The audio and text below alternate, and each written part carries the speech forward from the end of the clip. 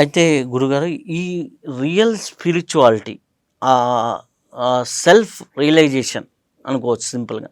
ఆత్మ సాక్షాత్కారం, ఆ సెల్ఫ్ రియలైజేషన్ సెల్ఫ్ లెవెల్లో జరగాలన్నారు. ఆ సెల్ఫ్ రియలైజేషన్ అంటే యాక్చువల్ మీనింగ్ ఏంటి? దాన్ని ఎక్కడి నుంచి ప్రారంభించాలి? ఇది కూడా చాలా మంచి పాయింట్. అసలు ఎక్కడైనా స్పిరిచువాలిటీకి డెస్టినేషన్ సెల్ఫ్ రియలైజేషన్. మీరు ఏ ప్రాసెస్ చేయండి, మీరు హఠయోగా చేయండి, క్రియాయోగా చేయండి, కుండలిని యోగా చేయండి, లేకపోతే ధ్యానం చేయండి, ప్రాణాయామ చేయండి, హఠయోగా చేయండి, ఏ ప్రాసెస్ అయినా సరే సెల్ఫ్ రియలైజేషనే ఇంపార్టెంట్. ఏంటి, ఏం రియలైజ్ కావాలా? సెల్ఫ్ని రియలైజ్ కావాలి అంటే మన దగ్గర ఏదో ఒకటి ఉంది, అది బయట కనిపించట్లేదు. ఇందాక మీకు చెప్పానే, ఆత్మ ఎవరికీ కనిపించట్లేదు, నీకు కూడా కనిపించట్లేదు. నీ మైండ్ నీకు కనిపిస్తుంది, కానీ పక్కనోడు అది కూడా కనిపించట్లేదు. సో అలాంటి సెల్ఫ్ ఎక్కడ ఉంటుంది అంటే అదే నీ లోపల ఉన్న నాన్ ఫిజికల్, నాన్ మెటీరియల్. అది కేవలం అవేర్నెస్. ఆ అవేర్ఫుల్నెస్ అనేదే నీ ఆత్మ. మనకి ఏంటి మొదలు? ఆ మొదలేంటి అంటే సెల్ఫే. కానీ ఆ సెల్ఫ్ నుంచి ఐ థాట్ బిగిన్ అయింది, నేను అనే థాట్ బిగిన్ అయ్యి అది మీగా, మైన్గా, ఊయిగా, అవర్గా మొత్తం మారిపోయి ప్రపంచాన్ని సృష్టించుకున్నాం, మనస్సును సృష్టించుకున్నాం. ఎవరు సృష్టించుకున్నారో? అది దేవుడు సృష్టించలే, అది మనం సృష్టించుకున్నాం. ఈ మైండ్ అనేది మనం సృష్టించుకున్నాం.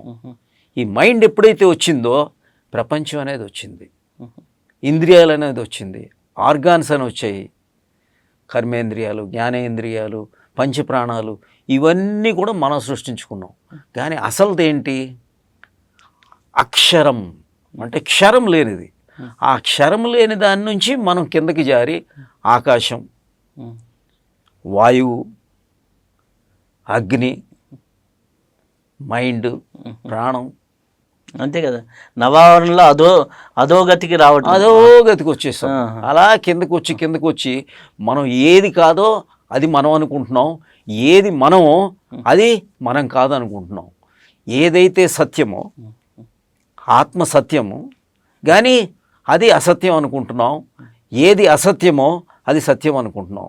ఈ భ్రమ, ఈ మాయ, ఈ ఇల్యూషను, ఈ ఇగ్నోరెన్స్కి కారణం మన మనస్సు. ఈ మనస్సు నుంచి వచ్చిన అహంకారం, సత్వతమో రజోగుణాలు ఇలా కిందకి వెళ్ళిపోతుంది.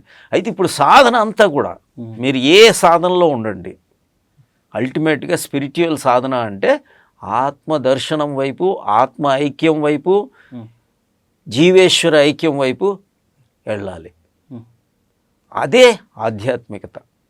నేను మొన్న బద్రీనాథ్ వెళ్ళినప్పుడు అక్కడ ఒక గురువుగారిని కలిస్తే ఆయన అన్నారు, ఆ సాధన అంటే ఏంటి అని అడిగినప్పుడు, రోజు రోజు నీలో మార్పుదల, నీ ఆధ్యాత్మికతలో అంటే మెట్లు ఎక్కుతూ లేని సాధన ఏ సాధన కాదు. ఏదైతే నీ ఎదుగుదలకి, నీ పెరుగుదలకి కారణమవుతుందో అదే నిజమైన సాధన అన్నారు. అంటే మీరు ఇప్పుడు చెప్పినప్పుడు అదే అర్థమైంది. అంటే మనం ఏం చేసినా కానీ మనలో మార్పు రావాలి. మన ఆత్మపరంగా మార్పు రావాలి, శారీరకంగా మార్పు రావాలి, మానసికంగా మార్పు రావాలి.